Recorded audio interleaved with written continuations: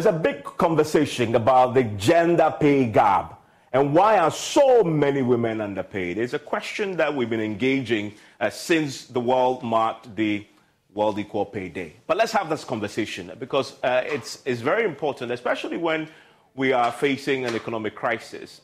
This then becomes even accentuated, and then it now becomes an issue that you need to address head on. Let's spend some time looking at that, shall we? Now, the data is pretty startling. It tells its own story, and we've been looking at that since the Statistical Service put it up. And this is a number that got many talking, because women in Ghana are paid 34.2% less than men. It's just a startling reality of where we are. And this is where they do the same jobs. In other words, another woman in my position, as far as the case of the law of averages is concerned, will be paid 34.2% less than I'm paid. That's just a reality. Of course, in every situation there'll be outliers, but this is a general story of most women and men doing the same jobs across the country. Why is it a big deal? It is a big deal because when we come to what the law says, it tells you that there is discrimination at all levels. And this is a clear violation of the rules and the laws, the labor laws that govern this particular country. And by the way, Ghana is not the only country doing this. It's not in isolation, because you have the world where you have 20%. The gap there is 20% in terms of the less pay between men and women. And so this is a global picture, 20%. And then if you look at the Ghana-specific situation, which we talked about. Sebastian Gorka here. I'm living a very blessed life as an intelligence analyst, a national talk show host and author, and I have an amazing family. But like many of us, aches and pains start to interfere with living my best life, even just walking the dog. But I found Relief Factor 3 years ago, a 100% drug-free solution for aches and pains, and now I'm pain-free and I have my life back. I take Relief Factor every day. Relief Factor can help your body fight the inflammation that causes joint and muscle pain and other aches and pains that come with everyday life. Treat yourself to feeling better, move more, live more, and just enjoy your life more with Relief Factor. Join me and more than 500,000 other Americans. Get started today with your 3-week quick starter pack for just $19.95. Almost 70% of those who order go on to use it more. ReliefFactor.com. That's ReliefFactor.com. Feel the difference with Relief Factor. Here comes pumpkin. And here comes you into a Dunkin', living your wildest pumpkin spice dreams, because Dunkin's Pumpkin Spice Signature Latte is here. Rich espresso, flavors of pumpkin spice, and a whipped cream topper hit with caramel drizzle and cinnamon sugar is ready for sipping. Order the Pumpkin Spice Signature Latte today. America runs on Dunkin'. Price and participation may vary. Limited time offer. Terms apply. Ready. It is 34.2%, way above the global average on this question. But it is a reason why we have seen agitations in parts of the world, in the Western world in particular, not so much in this part of the world, but we've seen this protest, the agitation from women's groups and women professionals who are demanding that they are paid equal pay for doing the same work. Footballers, for example, have come in for strong notice. We had, for example, the United States football team and other football teams protesting because they believe that the men are being paid far more. Meanwhile, they're all playing football on the same pitch and kicking the same round plastic object on grass. So they should be paid at least equally. But what about the question of equity? Where does that come in here in this conversation? Because globally, there's a problem. Ghana, of course, is telling the story that we are really above the global average. And so maybe it's more pronounced in this country than in many other parts. Now, another very important point to look at is now, how does this then reflect in a scenario where you earn, say, 5,000 cedis, right? So this is a scenario we've created based on the statistics and the percentage you see up here, 34.2%. So if you're working with the statistics, for a man who earns 5,000 cedis, for doing the same job, in that same position, the woman will earn 3,294 cedis. Why? What is accounting for this difference? Because you're all doing the same job. And in many cases, the women do a far better job than the men. So why is this? That the man is earning 5,000, the woman is earning 3,290 for doing the same thing. Why? The difference is 1,710. And that is significant in an economy like this, where our incomes have been eaten by inflation. We begin to see, and women really carry a bulk of the burden. They are most often than not taking care of the children at home in many communities across the country. And so this poverty situation then leaves women heavily reliant on men. And then that perpetuates this visual cycle of male dominance and feminism and etc. And then that's what the gender advocates have been pushing and making an argument for it to be dealt with. That tells a picture. And then the story is very, very clear looking at this particular issue here. But then you look at other factors that also play into this gap, this difference that we see. So for people who have tertiary certificate, among people with tertiary certificate, the gap is 12.7%. And you begin to see a certain interesting trend. For when there's no education, the gap is wider, way wider. We're talking about some 54% there.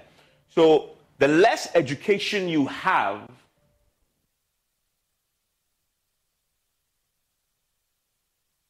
in essence what this picture is saying to you.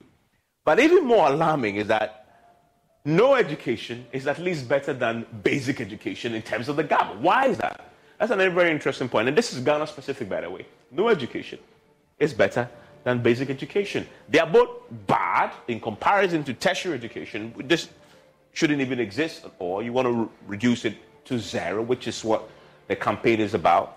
But if you look at it closely, if you're holding among people holding basic education certificate, the gap is 60.1. That is huge. And this then plays out when you look at the types of jobs. So in the public sector, that's where the wage difference, the pay difference is smaller.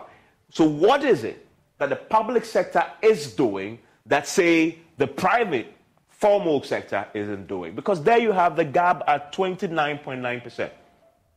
What can we learn from here? What is the public sector doing that has closed the gap between men and women to 10.5%? When we're talking about a national average of 34.2%.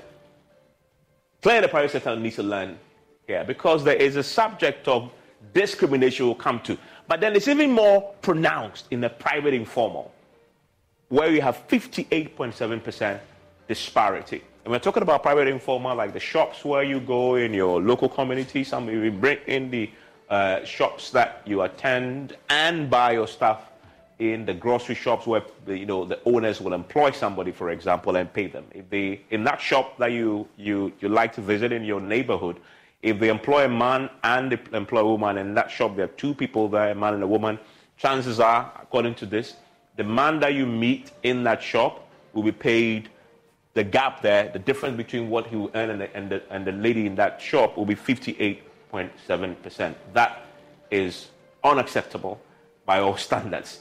You want to move it to here, right? In other places, people protest because the data is telling a story. They protest with their feet. Where there's gender and there's no inclusivity and equal pay, well, customers will protest with their feet and with their purchases. They would come in and say, well, we're not going to buy from this particular shop because there the discrimination, the gap is wider. It's a form of a protest. We're not seeing that here in this part of the world. We'll explore that. And then there are age factors as well, because what you begin to see is that the older you get, the bigger the gap. I mean, the disparity isn't as huge as when you compare to, say, the various sectors. But there it is, 15 to 35%. You're talking about a gap of 30.7%. And then you go to 36.60 years, you're talking about 33.4%. So that gap there, yes, there's a difference there. The older you grow, but it's not as bad as we've seen before. But the key question to look at is, in terms of bridging this gap, what is the global picture? We learn that it will take the world 131 years to bridge this gender gap, right? And in terms of rankings, Ghana is at 45% out of 146 countries. But the most startling revelation from the global picture is just the number of years it will take to bridge the gap. Many of us won't be alive to see that day, if that day ever comes. 131 years. That tells you how bad the problem is, how bad this is across the world. And then you look at our score, not so good, but we're doing far better than many countries. If you're 45%, we're on 45% out of the 146 countries, 45th out of 146 countries. This is 45th, 146 countries there. Now, if you come to the Labour Act, that tells its own story. And for me, this is a more important one because it's written in law that every worker shall receive equal pay for equal work without distinction of any kind. But there is a distinction here. Does it amount to discrimination? Knowingly or unknowingly? And if the law says it, how do we enforce it? We're having that conversation with my guest next. Stay with me.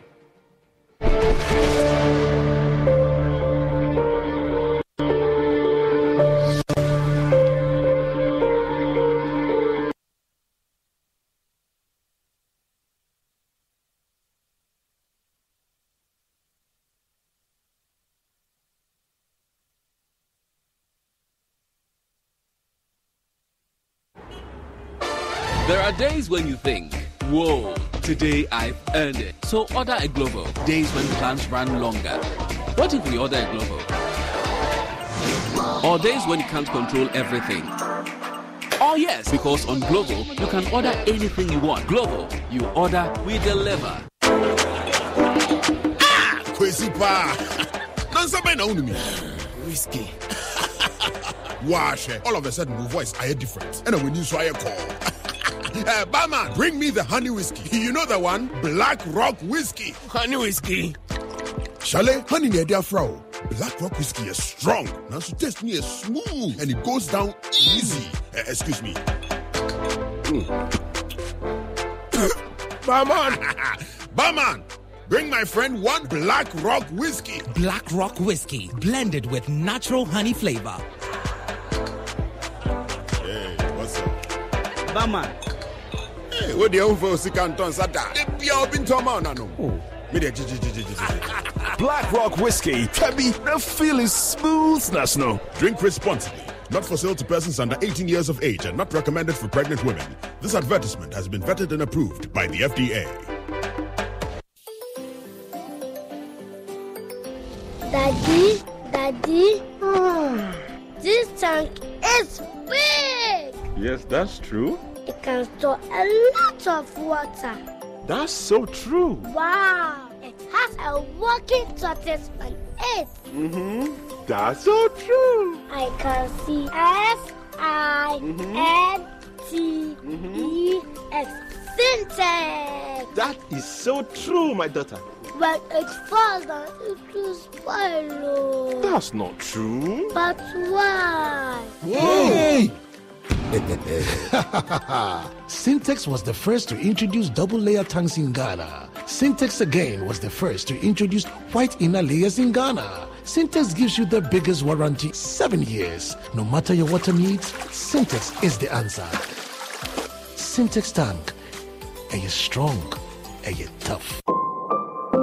About 1/3 of a million people live with HIV in Ghana.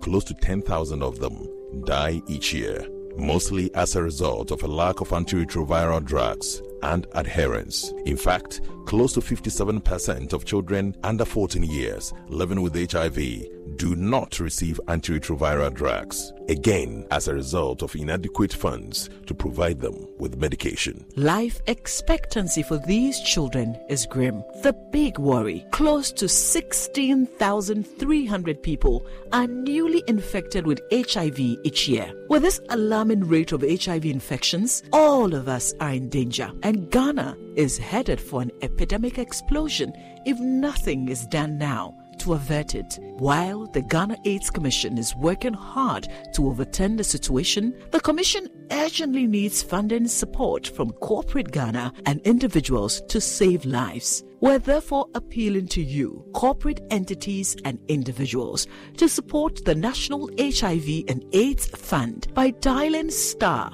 9898 hash on MTN and Vodafone and follow the prompts, or pay into the National HIV and AIDS Fund account number 101 0863-161-3233 Bank of Ghana. Your donation will be used to prevent new infections and provide care for people living with HIV, including children affected by AIDS. For further information, please call Ghana AIDS Commission on 0302 919260 or email info@ghanaids.gov.gh. Give to save a life today. Ghana AIDS Commission, partnering to eliminate HIV and AIDS.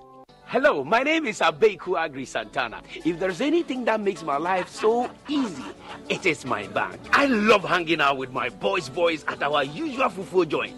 But even without cash, we still dey chop better with EcoBank Mobile.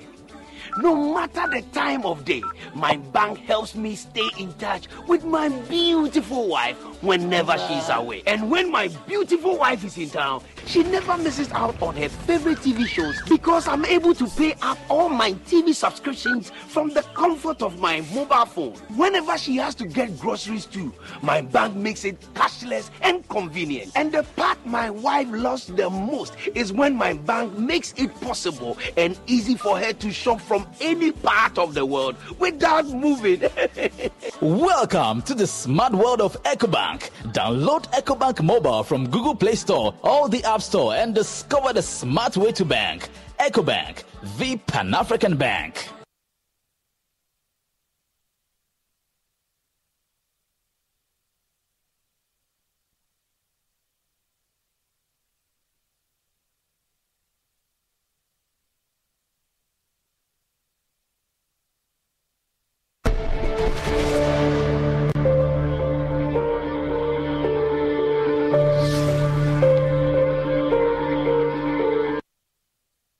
Thanks for staying with us here on PMS. It's a conversation that I'm pretty sure you're all curious about. Why, in God's name, are we paying women far less, 34.2% less than we pay men when you're doing the same job? Okay, we'll get into that pretty shortly with my guests. But remember that PMS is always brought to you by Syntax Tanks. It is good, it is strong, it is tough.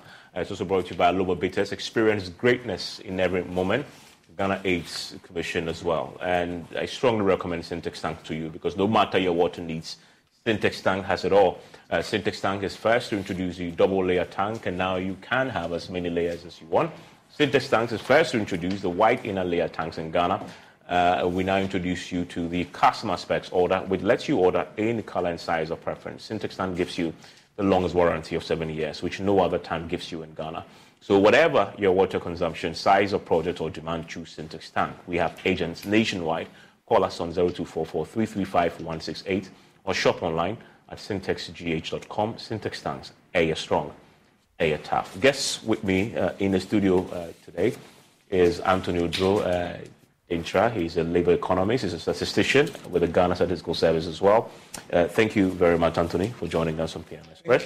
Thank you for having me. We're also joined by Professor Georgina Odro, who is the director of the Center for Gender Research and Advocacy at the UCC. And I'm delighted that she can join us because you can never have this conversation when there's women on the wrong side of the pay equation and not have a woman in this conversation. So I'm delighted that she can definitely join us. Doc, I'm grateful that you can have, we can hear your thoughts on this very important subject. Also joining me is Senor Ajabing. He is a labor analyst, and is with me in the studio. Hello. Hi. Great to have you. We'll be joined shortly by Alex Frimpong. He is the Chief Executive Officer of the Ghana Employers Association. They employ, and so why in God's name are they paying women so poorly in comparison to the men? We'll ask him that question when he joins us. And I want to start with Professor Georgina Odro, as the Director of the Center for Gender Research and Advocacy. And you are into research, but you are also a woman. So I want to start there. I want to tap into that experience. And before I even go into the data and what the research says, etc., in your own line of work, in your profession as a professor, is this something that you can relate to? Hello and good evening from Cape Coast University. I hope my voice is loud enough and my audience can hear me. Yes. I also want to make a correction. I'm the former director. I just handed over last month, so I've ceased being the director. Wow. But I'm happy to still share. Great. And I'm a professor with the Department of Sociology and Anthropology, so I'm still at the university. Okay. So you mentioned that, well, in terms of research and also from my own experience, yes. This is a very interesting but also relevant topic. And we know that the 18th of September annually is used to observe this globally. And it is very true. But then, like you introduced in your statistics, I was really enjoying the statistics. The issue is that there is gender pay gap or gender wage gap, whatever you may want to call it, and then which shows the difference between earnings of women as against men. But when you take the picture in totality, it is better to approach it from the formal and then the informal sector. Mm-hmm. So if we look at the informal sector statistics, definitely women are the majority within the informal sector, and there are so many gendered reasons why women are so. When it comes to, because your data showed the role of education, for example, the fact that those who have had no education at all have, and then those with basic education, and education is a very, very important factor when it comes to the gender wage gap. And the data also shows that with tertiary education, comparatively, the gap is closed compared to the basic, and then also the. So the reason why education becomes important first has to do with something we know, something known as gendered subject within the school system. So per our socialization at the home, prior to entering the school, women often perform the domestic chores. So the tendency for parents to groom their daughters to pick courses which will allow them time for family life is one such factor. So for example, parents will encourage their daughters to read courses that will take them into teaching or courses that will take them into nursing so that they'll have more time for their family. And when that happens, it means that time spent on the job is less. And also these are not higher paying jobs. When it comes to yes, that is one of the key factors, because in teaching, that is one factor. When it comes to... I mean, I'm curious, pardon my interruption, but in teaching, I mean, you are a professor, and I was curious to ask at the beginning. Exactly. I'm curious to ask at the beginning, I mean, whether you relate to what we are talking about. Yes. So I'm coming to that point. In terms of relationship with the public sector, as you rightly said, if I'm a professor and my male colleague is also a professor, definitely the salary is the same. It's the same flat rate. Okay. But there are other factors that allows my male partner to earn more than I would.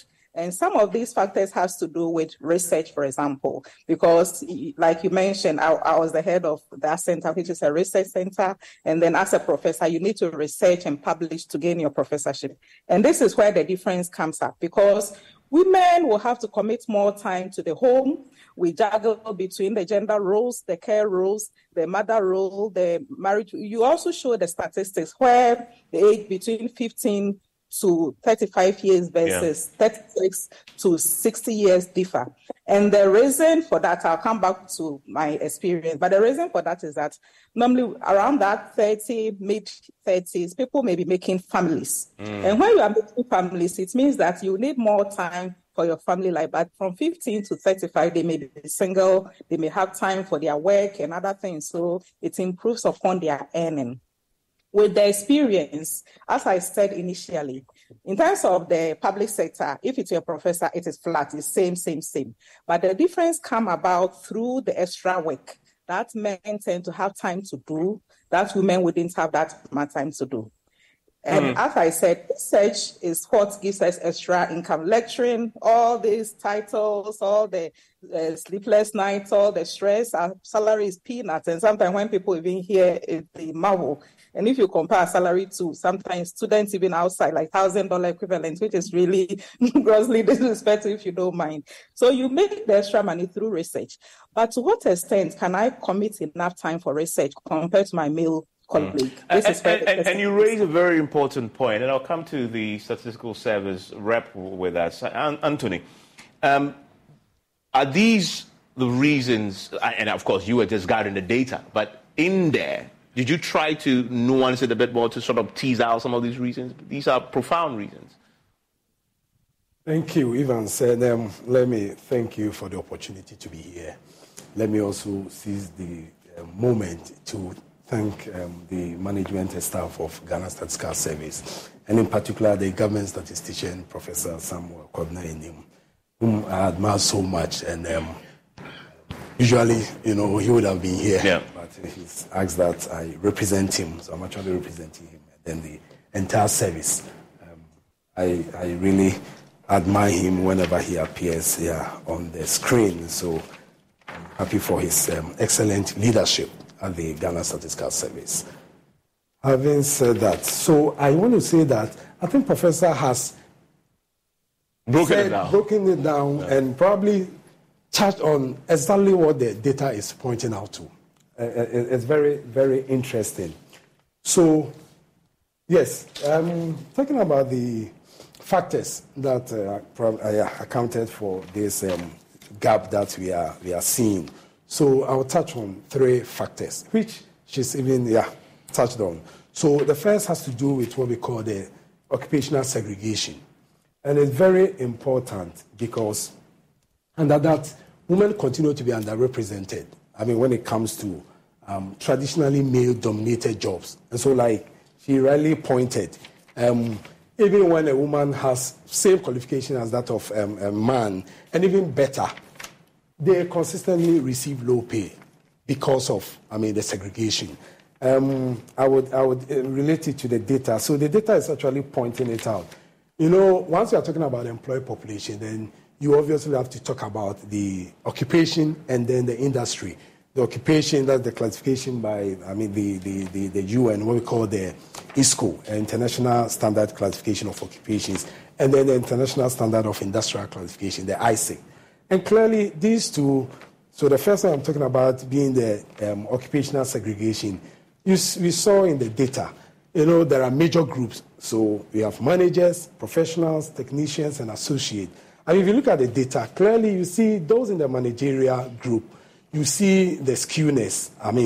Female being 4.8%, and then males 95%. So clearly you see the segregation there. If you take it further down, those in the professional group, we have 40%, representing the female population as opposed to 60% of males. And even if you go further, technicians and associates, 53 as against 47. So clearly you see the segregation there.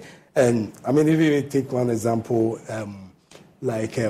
Professor said that women or parents would not even encourage their children to take up jobs that wouldn't, courses that wouldn't let them get enough time even in their school-going age. That is also very true because, it's only in recent times that the promotion of the STEM, encouraging, girls to take up science courses. It was interesting for me to hear my brother telling me yesterday, when he saw me, in this discussion that whilst in tech, during their days, engineering courses, they had only one female. Traditionally, the sciences have not attracted. That's actually one of the main reasons. Then I talk about the second factor, if you like, what we call the polarization of gender by industries. Again, Professor. What does that mean? So what that means is that, society perceives certain jobs, apart from the jobs, even the industry. So, for example, the teaching, the nursing that she spoke about.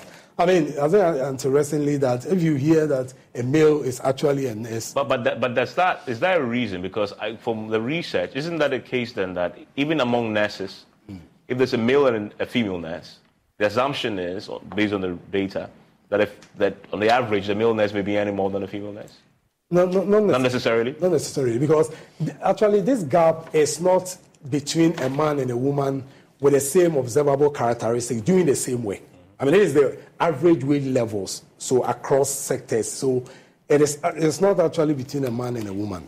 But I will delve that into. But it's a gender pay gap. Yes. So the gender pay gap, it is not that. So like I said, it's the average. So you find women in certain, class or occupation who earn higher. Exactly. Of course, but those would be outliers, right? That won't be the norm. Yes, but so that's why then you need it. The assumption is that generally men earn more than men. No, so again, we go back to the data.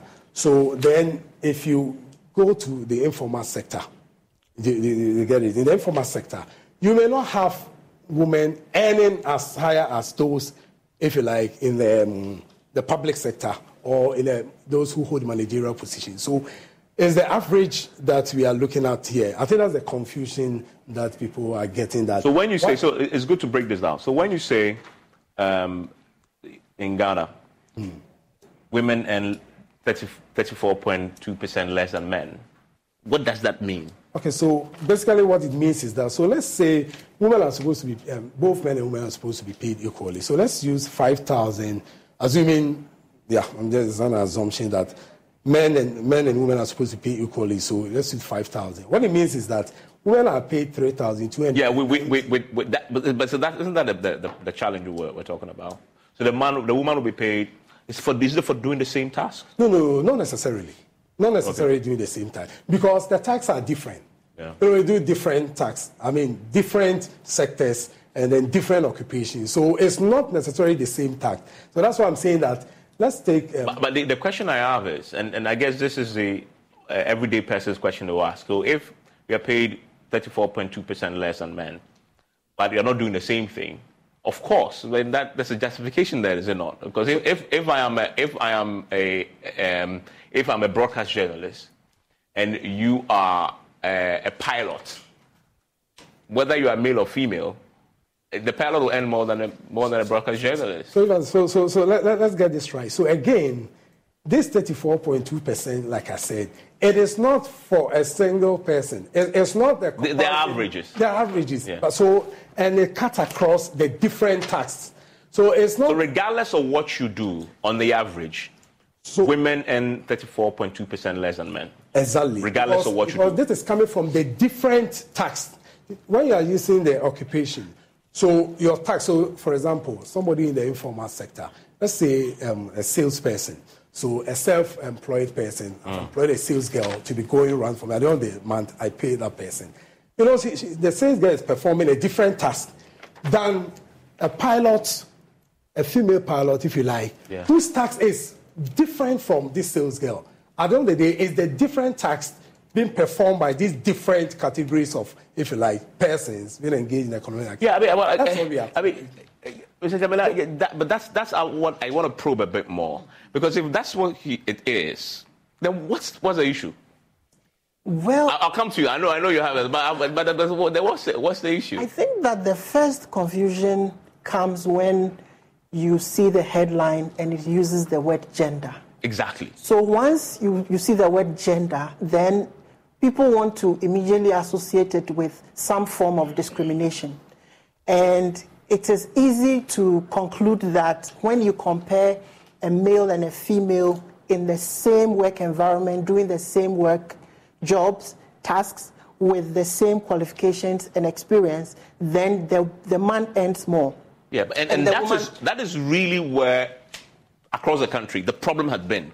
And we've seen the protests. That's what I raised. So footballers, female footballers, were protesting that their male counterparts weren't anymore. So that's what resonated with people. But not necessarily what. Yes, exactly. But you see, this is not the only data that proves that across averages there is a gap. But the gap is explained away using certain peculiar factors in the workplace that are akin to the male and the female. And that is some of the factors that Professor was trying to raise. And that is the same that he's raising. Let me give you one typical example. For example, between the genders, one party has a more affinity for risk, for example. So would take riskier jobs than the other. Meanwhile, the riskier jobs pay more. So if you have a number of females and you take that particular risky environment and you take the females will be less. So in totality, averages, the male will earn more than the female. So I return to my question. Yes. So what is the problem with that? And I asked that question because for what you just said, that example, let's use that example. The riskier the job, the more it pays. And the assumption what you're saying is that men will be more attracted to the riskier job than women. Yes. Yeah, so of course, they deserve to earn more than the women. So the reason why we have to discuss this particular issue is that in the formal sector where there's more structure, you do not have these problems. But where in the informal sector, the informal sector proper, where discretion for employers increases as to what they would pay, you sometimes find, in a minimal situation, find certain discriminatory decisions taken against women.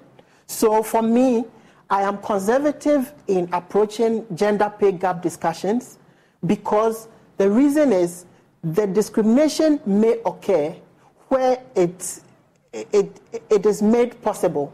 For example, in an informal sector where enforcement of the laws are not really big and employers have the right or can decide what they pay, then they may discriminate. So we need to discuss. But really, the figures always explain away the gap, which normally minimally lies on discrimination rather than the natural issues of the differences between male and female in the workplace. Anthony. Yes, so thank you, yes. But I still want to stress on the point that, so it is, again, I think that is the issue.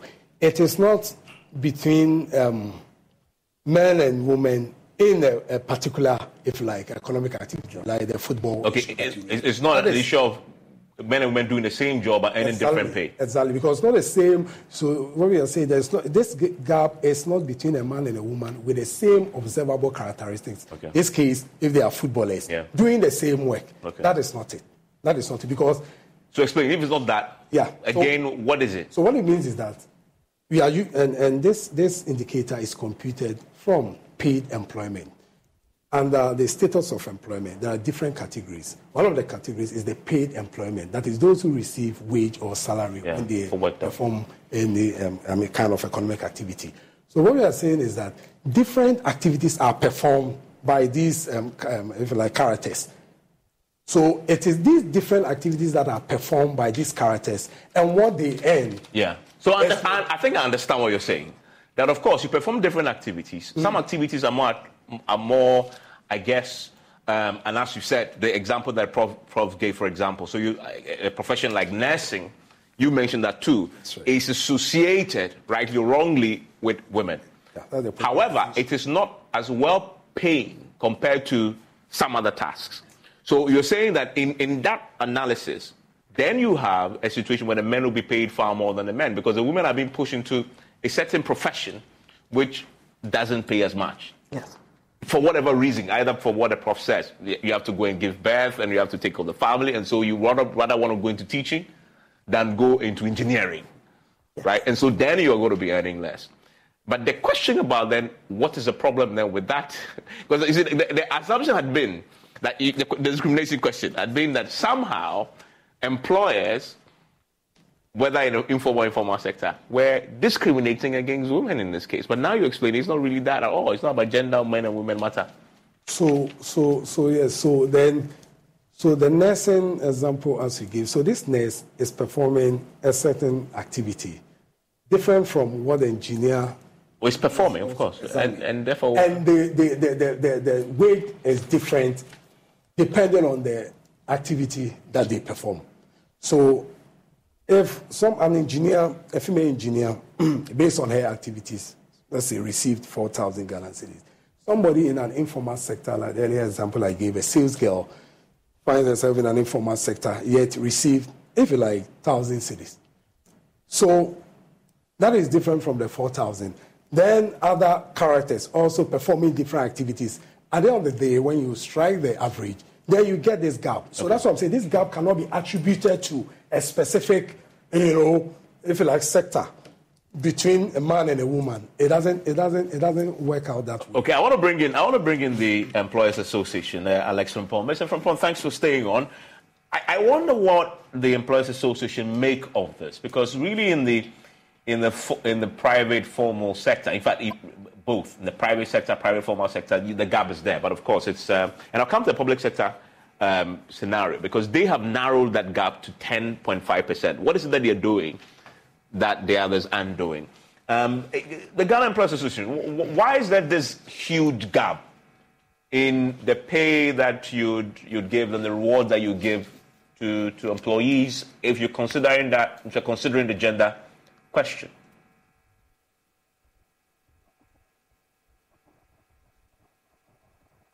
Hello, Alex Rimpon.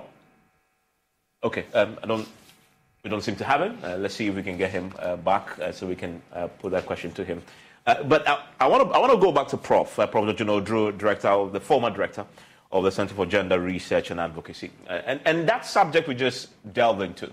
And I want to ask you that same question: if it's about doing different things, as you've explained, a woman wants to go into nursing, where is the problem? Because the argument is, if you're doing something else... I would want to. So let me cite the case of the UK, for example, because when it comes to formalization of work, it started during the Industrial Revolution in Europe. And then gradually, because work used to be within the informal sector in all societies. And then with the factory system and industrialization, work moved to the formal sector. So when it did, actually in the UK, because theirs is very much hourly based. So for example, you are a cleaner for 1 hour, and then the rate may be £5. So it's very clear. I schooled in the UK, so they may have the rate like this. Men can have £6 an hour, women can have £5.8 an hour, and children can have from 16 years and above, they're allowed to work. They can have £5.5 an hour. And the reason for this, they argued, is because women's income were seen as secondary or supportive. If you look at the gender of men as the breadwinners or as the providers, so they assume that men are the main breadwinners who are going to provide for the family. And then the woman's income is an additional income. So they have that rate, which is very clear. But when you come to the Ghanaian scenario, and with the jobs like the public sector we are talking about, if I'm a lecturer, my colleague is a lecturer, we are all senior lecturers or associate professor, the rate is same. That is true. But it's the additional opportunity for income where the difference come in. Because here, the tendency for me to have less time for this additional work because of my family role is very high. But the men can have more time, do overtime. Even with the nursing example that he gave, men can do, if there is opportunities for overtime, men can stay on and do overtime, but the woman, because of the family care and other things, to go. So with the gender wage gap, it is the lump sum. When we look at all the average of women's income compared to the men income, men normally earn higher because they are into, like you said, more precarious work. They do more risky job, which is more paying. When they go to the mining sector, how many women are there when you come to STEM? And interestingly, now at the University of Cape Coast, where we have medical students, it's almost like 50% with the student enrollment, the male-female ratio. So we're very happy that STEM is doing well. Women are getting into this area because men used to be the doctors and women were the nurses. But now they are like almost at par, 49, 50% or 49, 51% male-female. But they told us, hold on, when it comes to the general medicine, that's it. But when it comes to climbing up into the professional rank, into the consultancies, into the surgeons, the specialists, then the gender difference comes up again. More men are able to go into these areas, and through that, they earn more. Yeah, so and I get a sense that to deal with that problem, then you have to deal with the societal architecture, the societal's architecture that allows women or discourages women from climbing up the ladder. This glass ceiling that is placed. Exactly. The concept of the glass ceiling. That is how you, I guess, fundamentally can deal with this gap. Yeah, and that's why there has been an improvement in terms of the gap. Like there has been a narrowing effect compared to how it used to be. And as you said, in 130 whatever years. Yeah, you take 131 years to bridge this gap.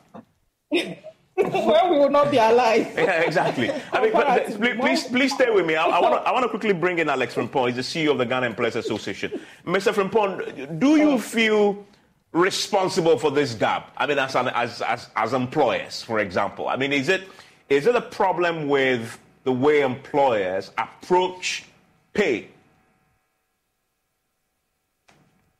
Well, Thank you, Ivan. I don't think so. I don't think so in the sense that for the formal sector, when an employer needs an employee to do a piece of work, the issue is who can do the job and at what rate is the person going to get paid for that job. So the issue of gender disparity in pay more or less does not apply in the private sector, and I can say so for many public sector jobs. There's no discrimination in terms of pay for men and women in many organizations. Of course, there are historical rules that are now being challenged because women are entering deeply into these roles and performing even better. So these ones primarily may not be quite prevalent now than maybe yesterday. If you go to places like Anglo Gold, where I'm very familiar with, now you have women dominating the engineering field, civil, mechanical, electronic, electrical, and the record shows that they are performing far better in areas which previously were purely male-dominated fields. If you go to places like Nestle, they have an all-female section that the record shows that they are always on target, safety records very, very high, and all that.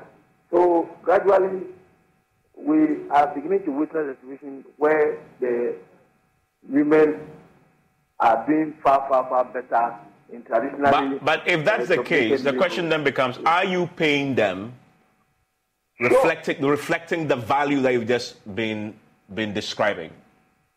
Yes, because for these women, they are qualified, they are competent, they are knowledgeable, they are team players, and they are earning similar to what men in these roles earn. And I like the use of the word similar. Yes. And that can be a very interesting way of actually escaping the reality. That the question is, are you paying them the same if they're doing the work and doing it well and also qualified? Equal pay for work of equal value, it does not discriminate against men or women. Where the worker is delivering, it doesn't matter whether it's a man or a woman. The price of the job does not discriminate. I mean, how do you deal with this problem, though? Well, as you said in the beginning, then what really is the problem? Yeah. There seems really not to be a problem, but sometimes the headlines are over-sensationalized, and therefore it looks like there's a problem. But I will not shy away from saying that there is always some element of discrimination as a factor in some of the sectors, and especially in the very informal sector where the employer has more discretion to decide what they will pay. And that would be a direct violation of the labor law. Exactly. And so those violations are not uncommon. They may be rare or they may be common. You find it very much in the informal sector where sometimes the labor law is breached. But it is not a factor that is a headline factor that explains the gap difference. And so how we deal with this is to know that these things, there's a gap. That gap can be explained away, but there are certain factors that would still be a negativity and would adversely affect the female. And those have to be looked at and policy developed and also practice developed to overcome Can policy really address the challenge you're talking about, considering what Prof talked about, how she diagnosed the problem? If it is about society fundamentally dictating what the woman does and stereotyping their roles, as in do nursing, as in raise a family, and so take a job that will put less pressure on you. And even as very educated women still think like that. If that is the real problem, how do you do that? How does policy fix that problem? So de-stereotype. So get policy to drive a movement where women would go into more of the riskier jobs, more of the higher paying jobs, and also to encourage women to take higher positions where the pay is higher. Now, this policy can deal with, so that, like we are seeing in, for example, HR, the area of HR, women are dominating HR now. Prof just said that in the medical field, the women are almost at par. We have the nursing field, women are dominating, but of course, men are also entering there. So in those areas, in engineering, in all of those other areas where it is known to be, look, in the mining sector, women are now driving trucks. Those huge trucks you find. Women are now driving it. We see women driving buses these days. So you possibly have to be deliberate in crafting policies that encourages, say, the girl child into science, into maths, into those areas that traditionally has been dominated by boys. Drive it beyond education for them to go into those professions. So take it beyond education. Yes. And also, you can incentivize companies. Perfect. To say, for example, that the more women you employ in, say, a traditionally male-dominated environment, you probably get an incentive. You have an incentive, a tax-intensive, whatever incentive it is. Okay. So policy can drive this. I wonder, Anthony, as you delved into the numbers, did you get any suggestions as to what people's thoughts are on how they believe this could be addressed, this gap can be closed? Yes. So thank you, Evans. I thought I was going to mention, ways by which the gap can be addressed, during at the later stage of the conversation, but maybe I should talk about, but I wanted to talk a little about... In the latter stage.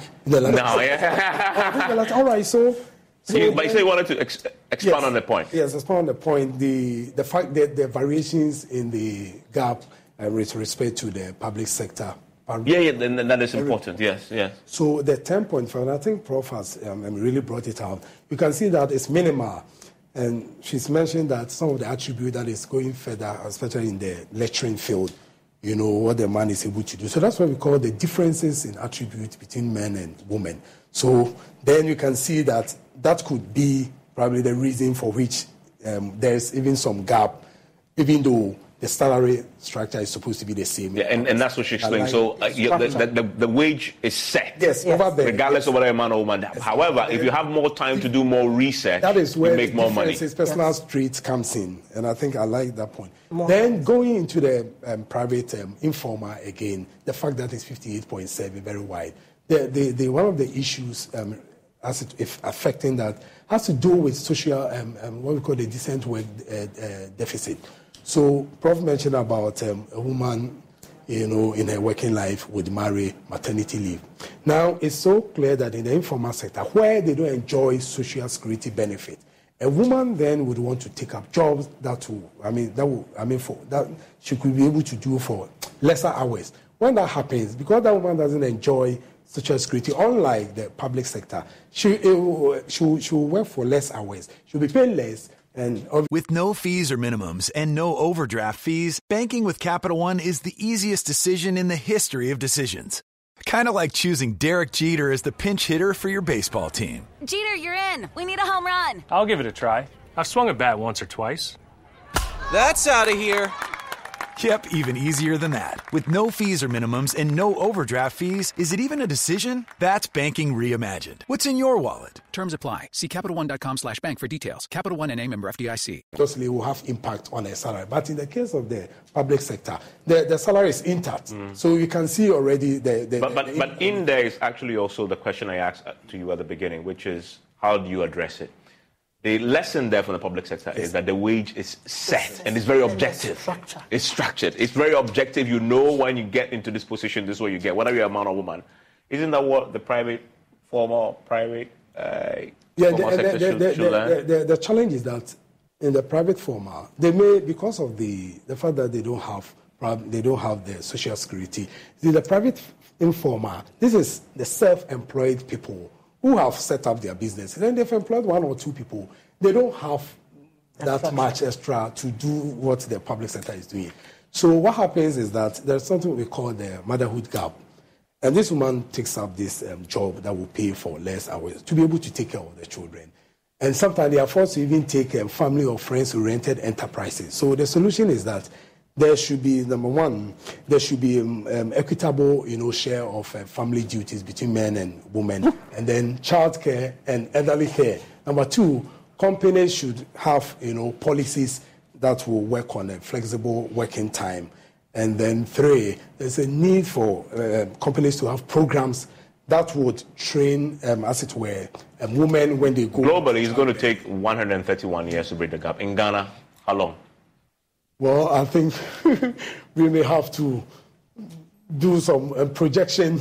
if globally, it's 131 years. In Ghana, what do you guess? I have no idea. Can we ever bridge this gap? I don't think so. With such a huge informal sector. Because we are more heavy on culture as well. Yeah. And that's one of the solutions where in the cultural setting, we must so your verdict is, as far as Ghana is concerned, you don't think we can bridge this gap? No. In fact, can I just add this?